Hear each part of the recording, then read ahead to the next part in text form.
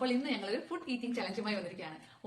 മോളുടെ സ്കൂളിലെ ഒരു ഫ്രണ്ട് മെഹർ, ആ കുട്ടി ഞങ്ങളുടെ പോസ്റ്റുകൾക്ക് കമന്റ് ഇടുകയും ലൈക്ക് ചെയ്യുകയും ചെയ്തിരുന്ന ഒരു കുട്ടിയാണ്. അവൾ എപ്പോഴും പറയും ഒരു ഫുഡ് ഈറ്റിംഗ് ചലഞ്ച് ചെയ്യുമായിരുന്നു. അപ്പോൾ എല്ലാവരും ലെമണും ഓറഞ്ചും അതൊക്കെ വെച്ചിട്ടല്ലേ ചെയ്യുന്നത്. അപ്പൊ നമ്മളൊരു വെറൈറ്റി ആയിട്ട് ഇതെല്ലാ കുട്ടികളും ഈ ജനറേഷനിലെ കുട്ടികൾ കാണാൻ വഴിയുണ്ടോ എന്ന് എനിക്കറിയില്ല.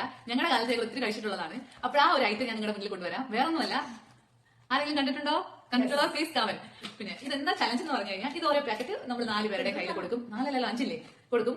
എത്രയും പെട്ടെന്ന് ആരാണോ മുന്നേ ഫിനിഷ് ചെയ്യുന്നത്, ഇത്ര ടൈമിനുള്ളിൽ ആരാണോ ഫിനിഷ് ചെയ്യുന്നത് അവർക്ക് ഒരു ഗിഫ്റ്റ് നമ്മൾ പിന്നെ വാങ്ങിച്ചു കൊടുക്കും. ഇപ്പൊ കൊടുക്കാത്തില്ല, പിന്നെ വാങ്ങിച്ചു കൊടുക്കും. അങ്ങനെ വാങ്ങിച്ചു കൊടുക്കുമ്പോൾ ആ വീഡിയോ ഞാൻ നിങ്ങളുടെ മുന്നിൽ പോസ്റ്റ് ചെയ്യുന്നതായിരിക്കും. അപ്പൊ നമുക്ക് ചലഞ്ച് തുടങ്ങിയാലോ? ഓക്കെ, അപ്പോൾ എല്ലാവർക്കും നമുക്ക് കൊടുക്കാം.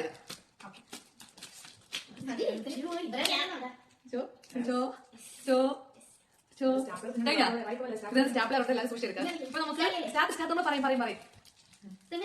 അപ്പൊ സ്റ്റാർട്ട് ചെയ്യണം. Ready, 1 2 3 start.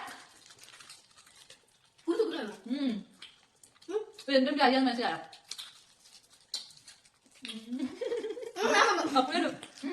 നല്ലതാ പിടിക്കണം. അതല്ല, ഇത് കാരക്കയുടെ അരിയാണേ. കാരക്ക കേട്ടോളൂ.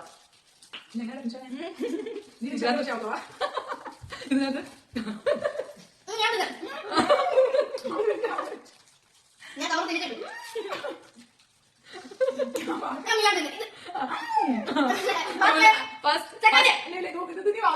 എന്റത് കഴിഞ്ഞില്ലേ? അല്ല അറിയാം അല്ലേ? മെഹറിന് ഞങ്ങളുടെ ഈ ഫുഡ് ഈറ്റിംഗ് ചലഞ്ച് ഇഷ്ടമായോ?